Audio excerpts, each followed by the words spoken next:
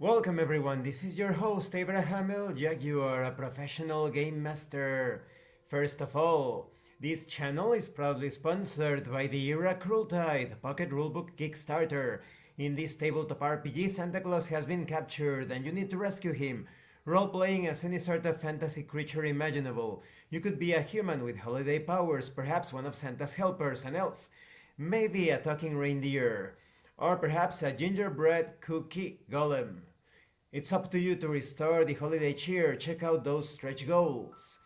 This channel is also proudly sponsored by Dead Tree Studios, the publishers and developers of Dames of Asstoria, a tabletop role-playing game where you play as monster girls experiencing high adventure in a world that doesn't fully accept them.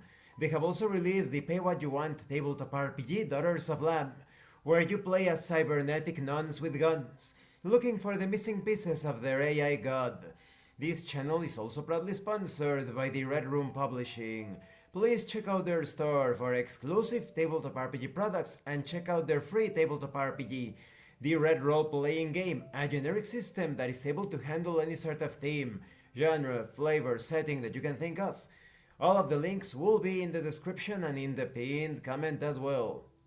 Today, I continue my review series featuring the Eros engine core rulebook. If you haven't seen the other parts of this review series, featuring this romance and erotica focused tabletop RPG, please check out the playlist in the description below.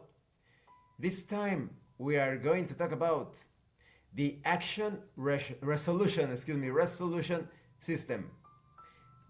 This is the whole system managing every aspect of task resolution. Everything that you attempt is carried out with this action resolution system.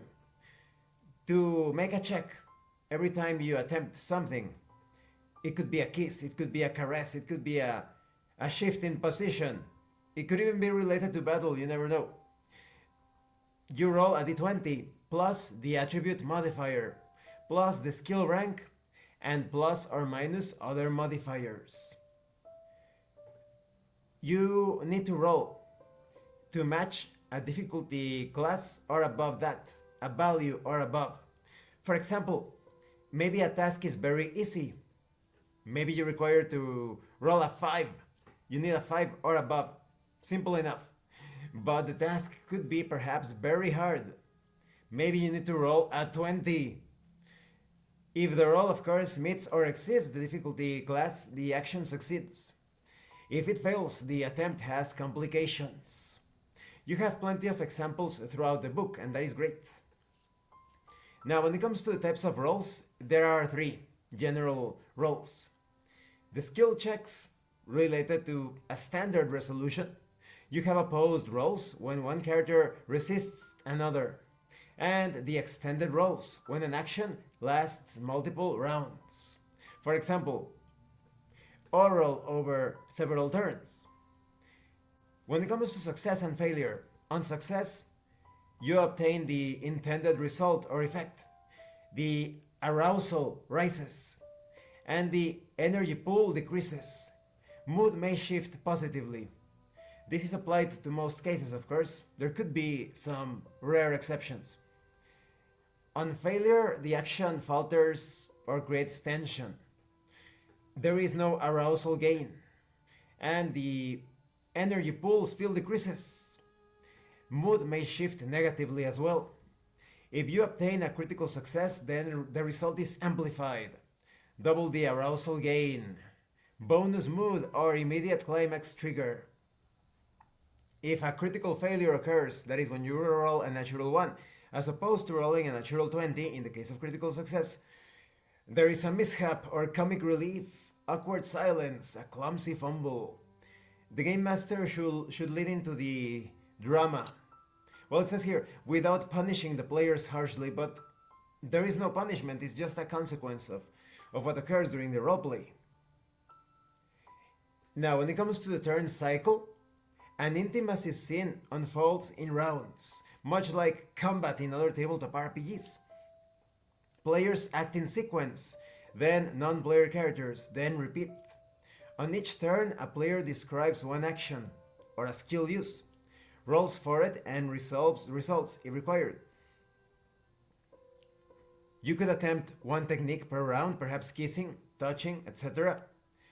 There is going to be a mood adjustment, and you need to keep track of how the arousal or the energy pool goes up or down.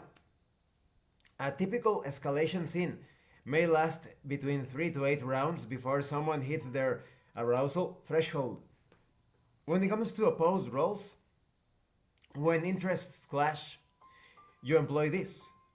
Opposed roles add drama by letting both dice decide who wins the moment. Let's say a player character tries to seduce another. The seducer rolls charisma plus flirting versus the target's resolve. But what if the partner resists climax? The game master may call for an erotic technique roll versus the arousal resistance, so it depends on the context. Now, when it comes to escalation as multi-round resolution, each round adds arousal based on success. The energy drains steadily, the mood fluctuates, and the threshold looms closer with every success. When arousal reaches the arousal threshold, the player must choose either to surrender, release, or attempt to delay the climax, which is usually a control plus willpower roll. They even give you an example of a sequence.